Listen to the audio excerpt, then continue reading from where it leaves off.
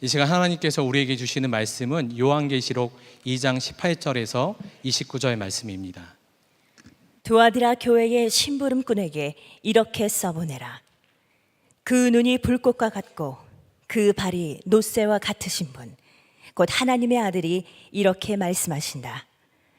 나는 내 행위와 내 사랑과 믿음과 섬김과 오래 참음을 알고 또 내 나중 행위가 처음 행위보다 더 훌륭하다는 것을 안다.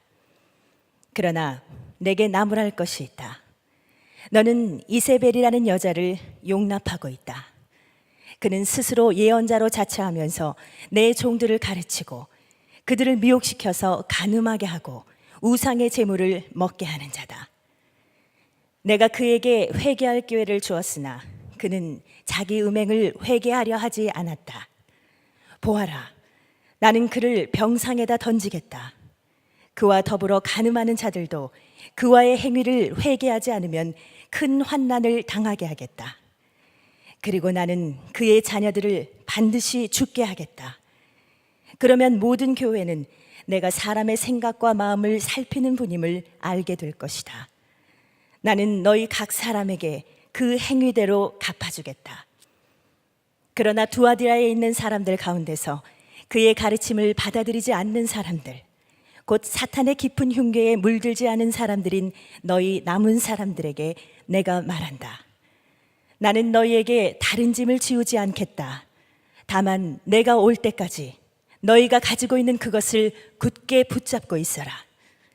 이기는 사람, 곧 내 일을 끝까지 지키는 사람에게는 민족들을 다스리는 권세를 주겠다.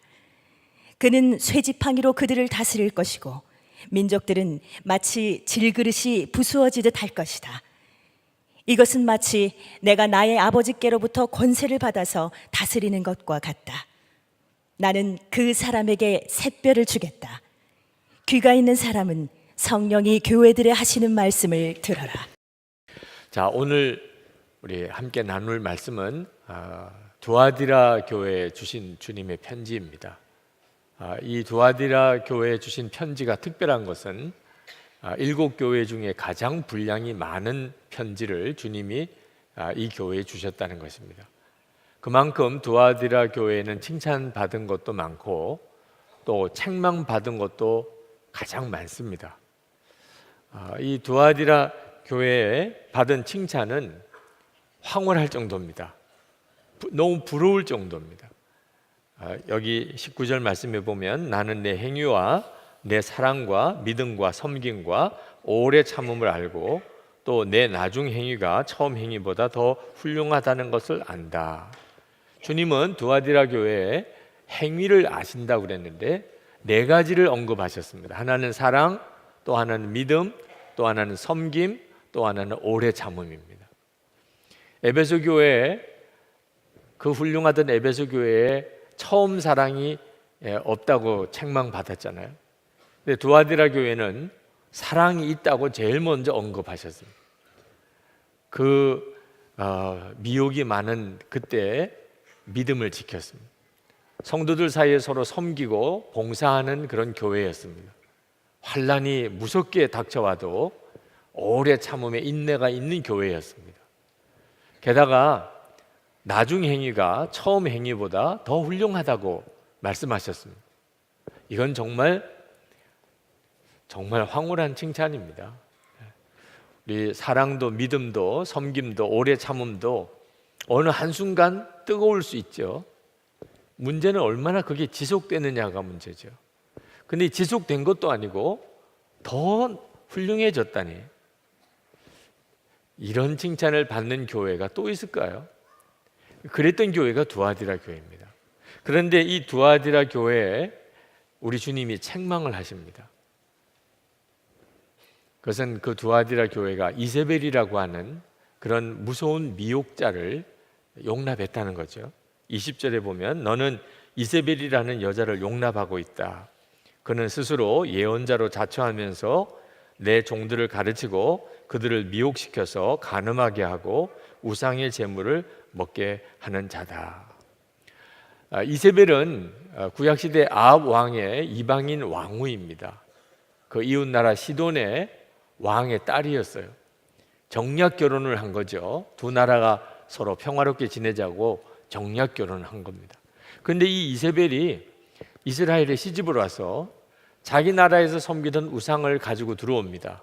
그리고 이스라엘의 백성들에게 무섭도록 이 우상 숭배를 강요하고 결국은 하나님이 이스라엘을 무섭게 치시도록 만든 장본인입니다. 그런데 이 두아디라 교회에 바로 이 이세벨과 같은 자가 있다는 겁니다. 깜짝 놀랄 일입니다. 그렇게 훌륭한 교회 안에 이세벨과 같은 여자가 있을 수 있다는 겁니다. 이건 우리 자신을 돌아봐야 될 굉장히 중요한 일입니다. 우리 안에도 이런 미혹이 들어올 수 있는 거죠. 이 이세벨이라는 여자는 굉장히 은사가 강했던 사람인 모양입니다. 스스로 예언자로 자처하면서 주의 종들도 가르쳤다고 했습니다. 그러니까 아마 굉장히 은사가 강했던 것 같아요. 특히 예언의 은사가 있었던 모양인데 그 교회의 주의 종들조차 이 이세벨이라는 여자가 특별한 하나님의 종일 것이라고 그렇게 생각을 하고 미혹을 받은 것입니다. 사람들은 특별한 은사를 가진 사람, 어떤 능력을 행하는 사람을 보면 그 사람의 믿음도 좋을 것이라는 착각을 갖습니다. 큰 교회는 좋은 교회일 거야. 한때 한국 교회가 그 함정에 빠졌던 적이 있습니다. 우리 교회도 외형으로 보면 큰 교회입니다. 큰 교회가 좋은 교회인가요? 그렇지 않다는 것을 우리는 이미 다 보고 있는 때에 있습니다.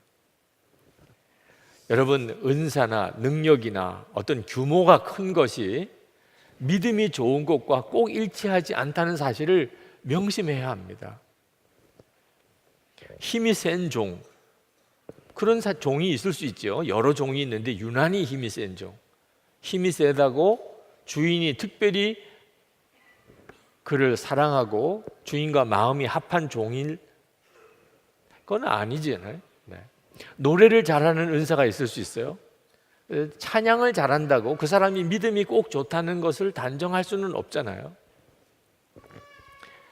주님은 마태복음 7장 22절 23절에서 주의 이름으로 선지자 노릇하며 주의 이름으로 귀신을 쫓아내며 주의 이름으로 많은 권능을 행하였던 이들에게 내가 너희를 도무지 알지 못한다 하리라, 그렇게 말씀하셨습니다. 주의 이름으로 선지자 노릇도 하고 귀신도 쫓아내고 많은 능력을 행하는 사람을 어떻게 주님이 모를 수 있을까요? 예수님 당시 때부터 벌써 그런 사람이 있었습니다. 마가복음 9장 38절에 보면 요한이 예수님에게 나와서 어떤 사람 이야기를 합니다. 선생님, 우리를 따르지 않는 어떤 자가 주의 이름으로 귀신을 내쫓는 것을 우리가 보고 우리를 따르지 아니함으로 금하였나이다. 예수님이 도무지 알지 못하는 어떤 사람이 예수님의 이름으로 귀신 쫓아내는 것을 보았다는 거예요. 예수님 당시 때 벌써 그랬던 걸 여러분이 잘 기억해야 합니다. 그러므로 주의 이름으로 큰 능력과 기사를 행한다고 다 주의 종이 아닐 수 있다는 겁니다. 오히려 예수님은 아주 조심하라고 경고하고 계세요. 마태복음 24장 24절에 보면 거짓 그리스도들과 거짓 선지자들이 일어나 큰 표적과 기사를 보여 할 수만 있으면 택하신 자들도 미혹하리라. 표적과 기사를 통해서 마귀가 믿는 성도도 미혹할 때가 올 거라고 주님은 말씀하셨어요. 지금 우리 시대에 그렇습니다. 이단에 빠져 있는 어떤 분을 상담을 했는데 그분은 자기가 다니는 곳에 그 목사가 진짜 하나님의 종이라고 철석같이 믿고 계세요. 이유를 가만히 제가 들어보니까 기적이 일어난다는 겁니다. 딱 하나예요. 그에 대해서 아주 안 좋은 소문도 많고 또 여러 군데서 뭐 말도 많고 이단이라고도 하고 그 자기도 안 돼요. 근데 기적이 일어나는 걸 보니까 하나님이 우리 목사님과 함께 하시는 게 분명하다고. 아무리 성경을 가지고 표적과 이사를 가지고 마귀가 우리를 미혹할 것이라고 아무리 들여다 보여주어도 막무가내입니다. 지금 현재도 전 세계에 교회가 부흥되는 지역에 가보면 이런 미혹이 함께 일어나고 있음을 볼 수 있습니다. 18절 말씀에 주님은 눈이 불꽃 같은 분이라고 그렇게 말씀하시고 계신데, 그것은 주님은 사람을 겉모습으로 보지 않고 그 마음의 중심, 영적인 실상까지 주님은 꿰뚫어 보신다는 뜻입니다. 23절에 보면 주님은 사람의 생각과 마음을 살피시는 분이라고 그렇게 말씀하셨어요. 주님 당시 때 가장 거룩한 경건한 사람들이 바리새인들이었습니다. 근데 예수님은 그 바리새인들을 향하여 독사의 자식이라, 회칠한 무덤이라고 그렇게 책망하셨습니다. 이유가 뭐지요? 겉으로는 그렇게 경건하고 하나님을 사랑하는 것 같은데 그 속마음이 전혀 하나님 사랑하는 게 없다는 것입니다. 요한복음 5장 42절에 하나님을 사랑하는 것이 너희 속에 없음을 알았노라. 우리 주님은 속마음을 꿰뚫어 아시는 분입니다. 그래서 이세벨이 거짓 선지자인 것을 드러내시는 거예요. 겉으로는 하나님께서 큰 능력을 주신 사람처럼 행사하지만 그 마음 중심은 무서운 마귀라는 거예요. 당시 어느 도시나 상인 조합이 있었습니다. 장사를 하려는 사람들은 그 상인 조합에 가입이 되어 있어야 그 도시에서 장사를 할 수가 있었습니다. 두아디라 교회도 마찬가지였어요. 근데 이때 당시에 상인 조합은 거의 다 우상 숭배와 직결되어 있었습니다. 장사 잘 되게 하라고, 돈 많이 벌게 해달라고, 그리고 신전에 가서 제사를 드리는 겁니다. 그런데 그때 당시의 신전은 전부 음란한 일을 하는 곳입니다. 여사제들이 창녀와 같은 존재입니다. 성적인 관계를 맺는 것이 제사의식의 하나였습니다. 자, 두아디라 교회에 예수를 믿는 성도들에게 이 문제는 굉장히 곤혹스러운 문제였습니다. 장사를 하고 살자니 그 조합에서 하는 대로 해야 될 것 같고, 예수를 믿었으니 이제는 그렇게 하지 말아야 될 것 같고, 이런 갈등이 있었습니다. 근데 이세벨이라는 여자가 괜찮다는 거예요. 아니, 먹고 살기 위해서, 세상에서 장사하기 위해서 그렇게 하는 것은 어쩔 수 없는 일이라, 하나님도 다 이해하신다. 열심히 장사해서 교회 헌금 많이 하는 게 좋은 거지. 은사가 아주 강했던, 예언을 하는 그런 이세벨이 그렇게 이야기를 하니까 두아디라 교인들이 아무 죄책감이 없이 우상 숭배에 참여하고 그리고 음란한 일을 했다는 것입니다. 주님이 이것을 두고 보실 수가 없었던 것이에요. 정말 심각한 문제가 된 거죠. 부끄러운 고백이지만 저도 한때 하나님으로부터 큰 능력을 받았으면 좋겠다, 그런 생각을 했던 적이 있습니다. 정말 병든 자를 고치고 죽은 자도 다시 살려내는 이런 기적을 내가 행할 수 있으면 사람들이 얼마나 많이 모이겠어요. 그러면 금방 큰 교회 목사가 되지 않겠어요? 이런 철없는 생각을 했던 적이 있었어요. 그게 얼마나 무서운 건지 몰랐기 때문입니다. 감당할 준비가 안 된 상태에서 능력과 은사를 받으면 그러면 반드시 타락하게 됩니다. 예수님의 이름으로 기사를 행하고 선지자 노릇도 하고 귀신도 쫓아내고 그러던 사람들에게 주님은 불법을 행하는 자들아 내게서 떠나가라 하리라, 그렇게 말씀하셨어요. 아니, 주의 이름으로 그런 큰 기사와 이적을 행하는 자들이 왜 불법을 행합니까?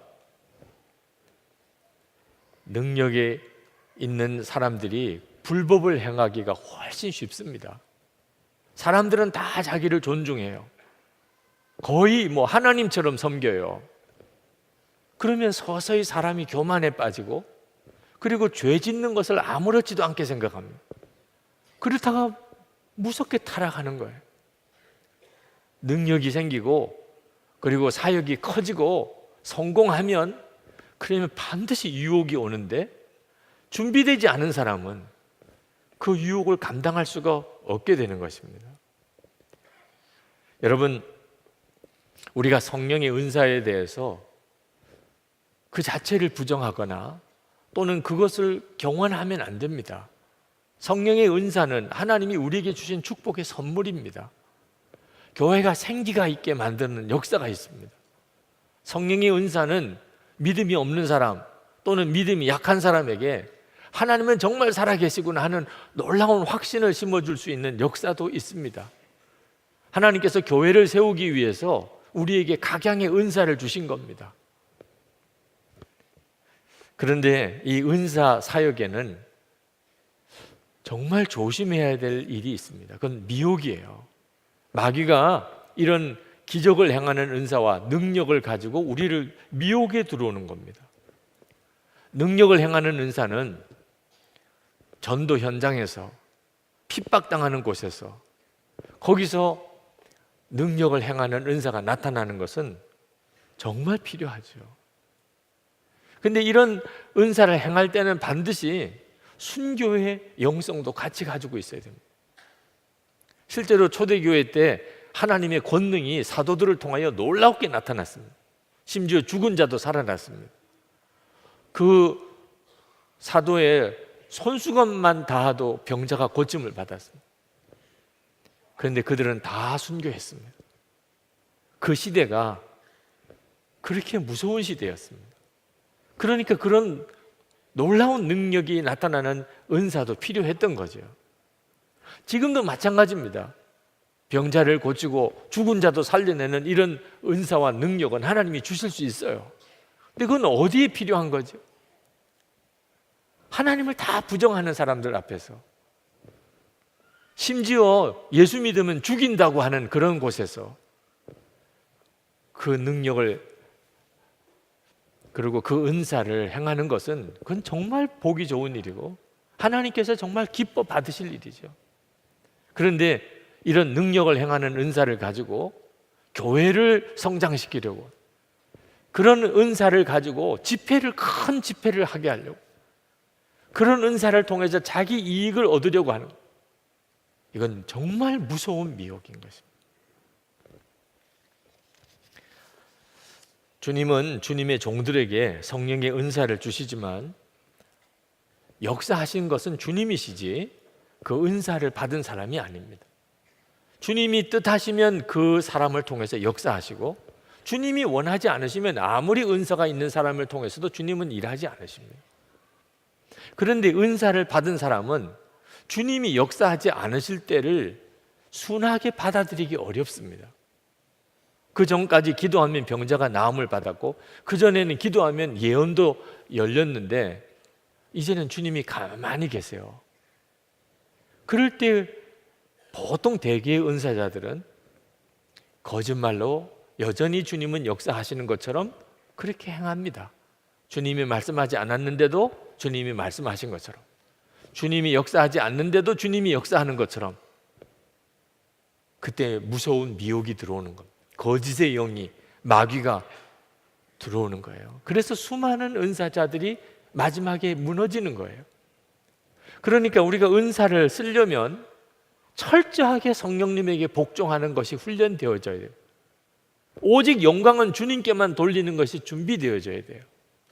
성령의 열매가 맺어지는 사람이라면 그러면 은사를 사용해도 아무 상관이 없습니다. 한 번은 참 하나님이 귀하게 여기는 어느 수도자에게 병든 자를 고치는 치유의 능력을 주셨습니다. 그래서 그 수도자가 기도하면 병자가 나음을 받는 거예요. 그런데 이 수도자는 하나님 앞에 너무 안타까운 마음으로 기도했어요. 하나님, 제가 이걸 감당을 못하겠습니다. 사람들이 다 나를 무슨 기적을 행하는 사람으로 그렇게 바라보는데 주님께 돌아가야 될 시선을 나에게로 향합니다. 하나님, 저 이거 감당을 못하겠습니다. 그래도 하나님이 계속해서 그 능력을 그 수도사에게 주셨어요. 그래서 이 수도사가 하나님께 요청을 합니다. 하나님, 저를 통해서 병자를 고치시기를 원하시면 그렇게 하십시오. 그러나 소원이 있습니다. 그걸 나는 모르게 해주십시오. 나를 통해서 병자가 고침받은 걸 나는 모르게 해주십시오. 하나님이 그걸 받아주셨어요. 그때부터 이 수도사에 그림자가 닿는 곳에 있는 병자들은 다 나음을 받았어요. 그 그림자가 걸치기만 해도 나음을 받았어요. 수많은 환자들이 고침을 받았어요. 그러나 이 수도사는 자기 뒤에서 일어난 일이기 때문에 자기는 어떤 일이 벌어졌는지 전혀 알지 못했습니다. 이런 겸손함, 철저히 주님께만 영광 돌리는 마음이 있다면 죽은 사람도 살려내는 은사와 능력이 귀하지요. 21절에 보면 주님께서 이세벨에게 회개할 기회를 주셨다고 그랬습니다. 근데 이세벨은 회개하지 않았습니다. 그리고 예수님이 무서운 저주 같은 경고를 하십니다. 22절, 23절에 보면 병상에다 던지겠다. 큰 환난을 당하게 하겠다. 그의 자녀들을 반드시 죽게 하겠다. 그런 말씀하셨어요. 좀 너무 심하잖아요. 아무리 그래도 그렇지 어떻게 주님이 이렇게까지 심한 말씀을 하시나 그런 생각도 들 정도죠.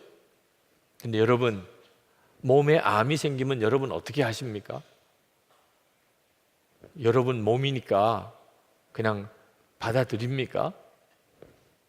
아마 틀림없이 여러분의 몸을 살리기 위해서 그 암을 도려내려고 할 것입니다. 여러분, 여러분의 집에 어떤 정말 낯선 사람이 부모인 것처럼 여러분을 가장해서 여러분의 아이들을 데리고 가려고 그러면 그때 여러분의 심정이 어떻겠습니까? 지금 두아디라 교회에 꼭 그와 같은 일이 벌어지고 있는 것입니다. 교회 안에 암이 생겼습니다. 마귀가 예수님, 주님인 것처럼 가장하고 들어온 겁니다. 두아디라 교인들을 마귀가 성령인 것처럼 속여서 그들을 미혹해서 타락시켜 가고 있는 것입니다. 우리 주님의 심정이 그와 같은 심정이, 그래서 지금 이렇게 말씀하시는 것입니다. 여러분, 우리도 여러분 자신에게 또는 여러분이 속한 공동체에, 우리 교회에 이 영적인 미혹, 이세벨과 같은 미혹이 들어오지 않도록 정신 똑바로 차려야 합니다. 지난주에도 말씀드렸지만 2007년 10월에 제가 병원에 입원해서 한 달 동안 이런저런 수술을 받으면서 꼼짝없이 병원에 누워 있어야 됐습니다. 그때 하나님께서 저에게 주신 말씀이 설교하는 것과 실제로 사는 것 사이에 조그만 틈이 생기는 것도 절대로 용납하면 안 된다, 그런 경고를 주셨습니다. 그러면서 어떻게 하면 그렇게 살 수 있는지를 저에게 깨우쳐 주시기를 24시간 주님을 바라보라는 것입니다. 그때 병원에 입원했던 그때 이후에 교회 안에 성령의 역사가 강하게 일어나기 시작했습니다. 2008년 2월에 성지순례를 처음 갔는데 그 성지순례 갔을 때 여러 가지 참 놀라운 이적과 같은 사건들이 일어났습니다. 2009년 2월부터 교회에서 이렇게 기도회를 하고 성도들을 안수기도 하면 성도들이 그냥 쓰러지고 넘어지는 일이 생겼습니다. 깜짝 놀랐어요. 이게 도대체 무슨 일인가? 이게 진짜 성령님의 역사인가? 그래서 목사님들이 모이셨어요. 이게 진짜 성령님의 역사입니까?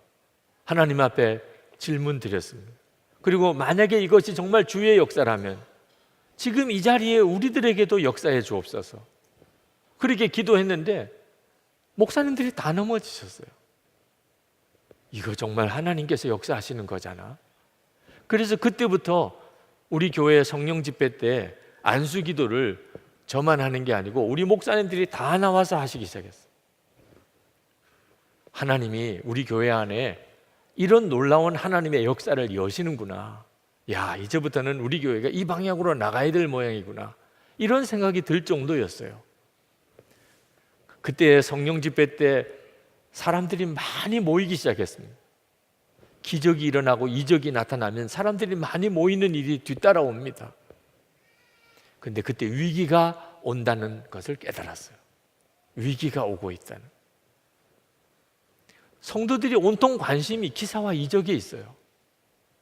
성령 집회 때 통성 기도 시간에 기도를 안 하고 쓰러지나 안 쓰러지나 다 지켜보고 있는 거예요. 이건 뭔가 심각한 문제가 있어요. 그리고 곳곳에서 이런 은사 저런 은사 받았다는 사람들이 성도들을 시험하고 또 상처 주는 일들이 생겼어요. 목사님들도 어려움이 생겼어요. 같이 이렇게 안수기도를 하는데 어느 목사님 앞에서는 쓰러지고 어느 목사님 앞에서는 안 쓰러지고, 목사님들도 서로를 보면서 마음이 쉽지 않은 거예요. 큰일이구나. 아직까지 우리는 이런 은사와 능력을 이렇게 완전히 개방하기에는 준비가 안 돼 있구나 하는 걸 알았어요. 그때 주님이 병원에서 저에게 말씀하신 거예요. 24시간 주님을 바라보라. 우리에게 필요한 것은 나는 죽고 예수로 사는 십자가의 복음이 분명하고, 그리고 정말 24시간 주님을 바라보며 주님과 온전히 연합한 자가 되는 것이 먼저 있고, 그 다음에 은사와 능력도 있어야 한다는 것이었어요. 그래서 2011년부터 전 교인들에게 영성일기를 쓰시도록 권하기 시작했습니다. 주 예수님을 24시간 바라보며 사십시오. 방향 전환을 이루었어요. 그게 지금까지 7년 동안 오는 것입니다. 여러분, 성령의 은사는 소중한 것입니다. 하나님은 지금도 하나님의 능력을, 은사를 통해서 드러내시기를 원하십니다. 그러기 위해서는 우리가 먼저 주님과 온전히 동행하는 삶, 나는 죽고 예수로 사는 십자가 복음이 분명한 성도가 되어야 됩니다. 도아디라 교회 모든 교인들이 다 이세벨에게 미혹된 것은 아니었습니다. 24절에 보면 남은 자들이 있었어요. 이세벨의 교훈이 아무래도 이상하다고 생각하면서 이사벨에게 속하지 않은 그런 교인들이 있었어요. 그 남은 자들에게 지금 이 편지를 쓰고 계신 겁니다. 그런데 그 남은 자들에게 우리 주님은 너무 중요한 말씀을 하셨어요. 24절에 나는 너희에게 다른 짐을 지우지 않겠다. 다만 내가 올 때까지 너희가 가지고 있는 그것을 굳게 잡고 있어라. 우리 주님은 그 두아디라 교회 남은 자들에게 다른 것을 내가 너에게 요구하지 않겠다. 너희들이 지금 가지고 있는 것을 굳게 잡고 있어. 이 굳게 잡고 있어야 될, 가지고 있는 게 뭡니까? 사랑과 믿음과 섬김과 오래 참음이에요. 나중 행위가 이전 행위보다 더 훌륭한 그것이에요. 그게 능력과 어떤 은사보다 훨씬 더 귀하다는, 성령의 충만함이 없이는 있을 수가 없는 일이에요. 안타깝게도 많은 사람들이 기적을 행하는 어떤 역사, 그런 어떤 은사, 그런 능력을 사랑과 믿음과 섬김과 오래 참음보다 훨씬 더 큰 거라고 생각합니다. 완전히 반대로 말씀하고 계시는 거예요. 무엇이 더 큽니까? 사랑과 섬김과 믿음과 오래 참음입니다. 어떤 사람은 꿈속에서 주님을 만났다고 그런 간증을 하고, 어떤 사람은 환상 중에 주님을 만났다고 간증하고, 어떤 사람은 길 가다가 그 눈 쌓인 그 들판에서 거기서 예수님의 모습을 보았다고 사진을 찍어서 올린 사람도 있었습니다. 근데 여러분, 아직까지 여러분이 나는 주님을 그렇게 만나거나 또 주님을 보았던 그런 경험이 없다고 해서 실망하지 마시기 바랍니다. 27절, 28절에 보면 주님은 사랑과 믿음과 섬김과 오래 참음을 가진 그 성도들에게 온 민족이 심판을 받을 때 민족을 다스릴 권세를 주시겠다고 하시고, 그리고 샛별을 주시겠다고 약속하셨어요. 여기 샛별은 예수 그리스도를 말씀합니다.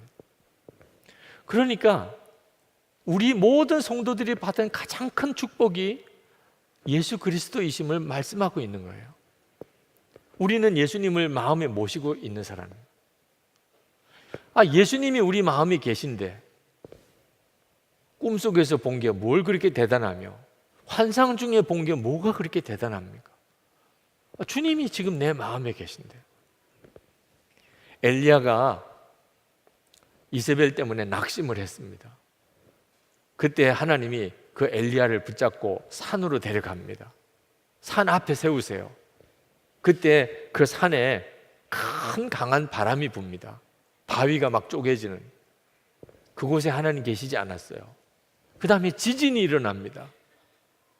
그때도 하나님은 계시지 않았어요.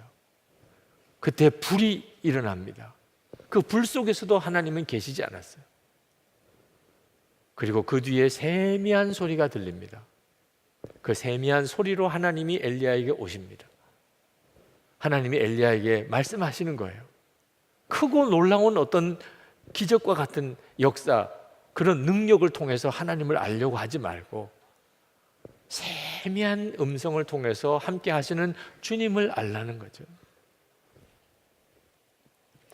평소에 힘이 하나도 없고 낙도 없고 무기력하고 감동도 없고 그렇게 지내다가 어느 날 병자가 고침을 받고 죽은 자가 살아나는 어떤 기적을 이렇게 보면 그때 호들갑을 떠는 분들이 있어요. 하나님 진짜 살아계시다. 하나님이 지금 우리와 같이 계시다고. 그럼 평소에는 안 계셨습니까? 하나님은 평소에는 죽었던 분입니까? 늘 같이 계셨던 그 주님인데도 마치 무슨 기적이 일어나면 그제서야 하나님을 본 것처럼, 하나님을 믿는 것처럼 그렇게 호들갑을 떠는 사람이 있습니다. 우리에게 있어서 진짜 중요한 것은 지금 나와 함께 계시는 주님에 대해서 눈이 뜨이는 거예요. 예수님을 주님이라고 불러진다면, 하나님을 아버지라고 이렇게 고백이 된다면 주님은 지금 우리 안에 계신 거. 제가 하나님 앞에 성령의 강한 능력을 간절히 구할 때가 있었습니다. 하나님은 좀처럼 응답해 주지 않고 마음은 답답했습니다. 그런데 기도하다가 갑자기 제 마음에 이미 성령님, 성령의 능력이 아니고 성령님 그분이 제 마음에 계신데 왜 성령님에 대해서는 찬송하고 감사하지 않고 성령의 능력을 너는 그렇게 구하냐? 생각해 보니까는 내가 너무 바보같이 하고 있더라고요. 그래서 제가 기도를 바꿨어요. 이미 내 안에 오신 성령님입니다. 성령님을 찬양합니다. 성령님 너무 감사합니다. 저는 성령님을 사모합니다. 그러니까 마음이 막 뜨거워져요. 이미 성령님은 내 안에 계세요. 성령님의 능력을 구할 때는 그렇게 마음이 답답하더니 성령님을 찬양하고 감사할 때는 가슴이 뜨거워져요. 그러니까 기도가 더 깊어져요. 그러다가 다시 방언이 터지고 하나님께서 놀라운 평안과 확신을 제 마음속에 부어주시는 체험을 했어요. 성령의 충만함을 이렇게 받는 거구나. 능력을 주세요. 능력을 주세요. 체험을 주세요.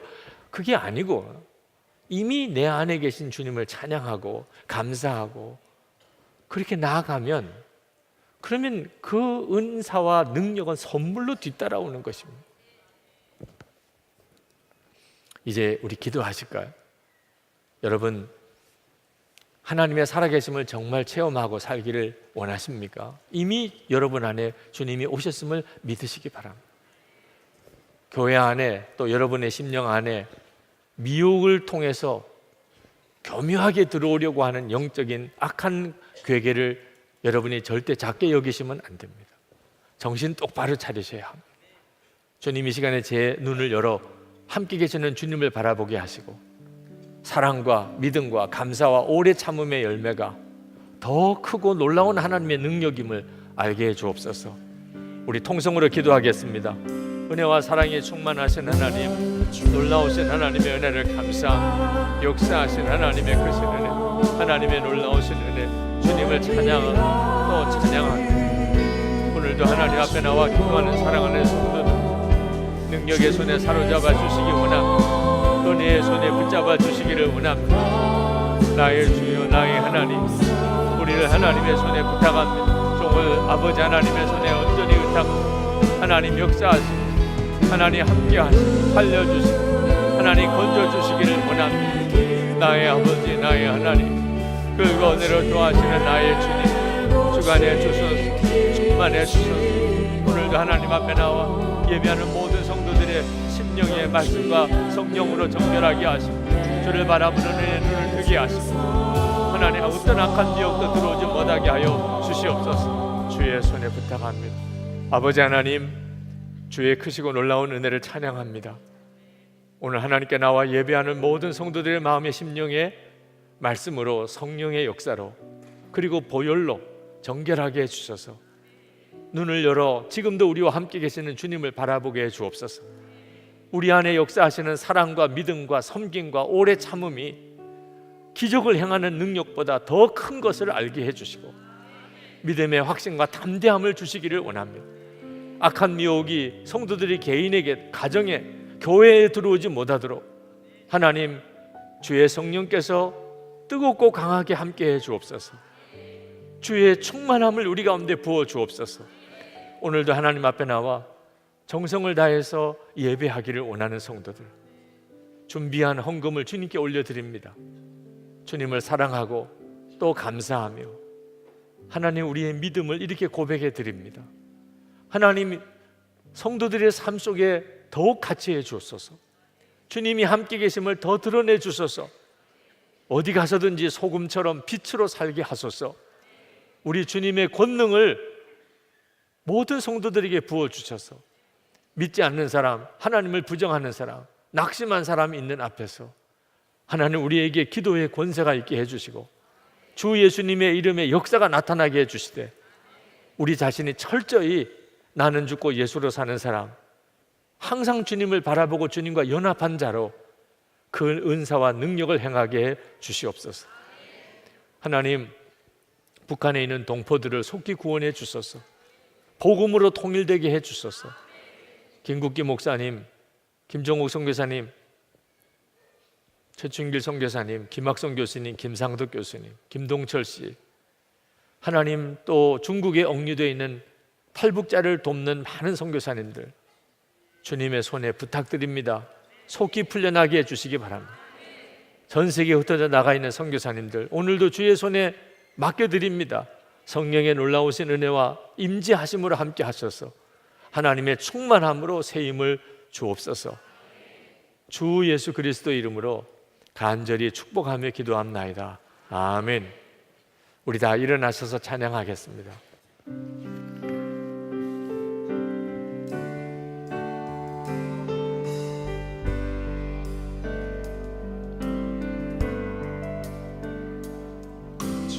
정결한 마음 주시옵소서. 오 주님, 정직한 영을 새롭게 하소서.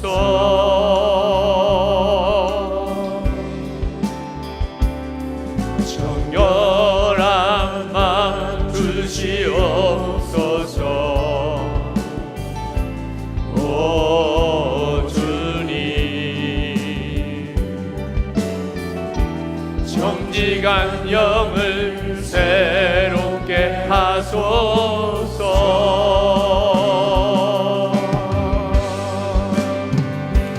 나를 주님 앞에서 멀리하지 마시고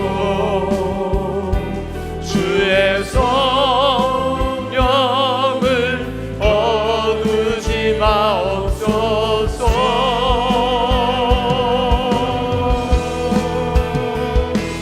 그 구원의 기쁨 다시 회복시키시고 변치 않는 마음 내 안에 주소서. 나를 주님 앞에서 나를 주님 앞에서 멀리하지 마시고 주의 성령을 거두지 마옵소서.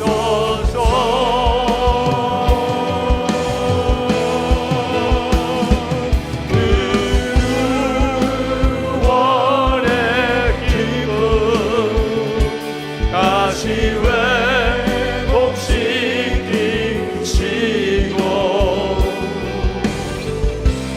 변치 않는 마음 내 안에 주소서.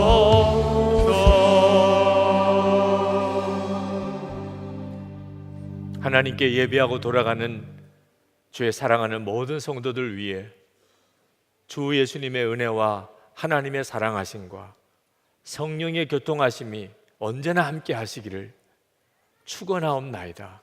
아멘.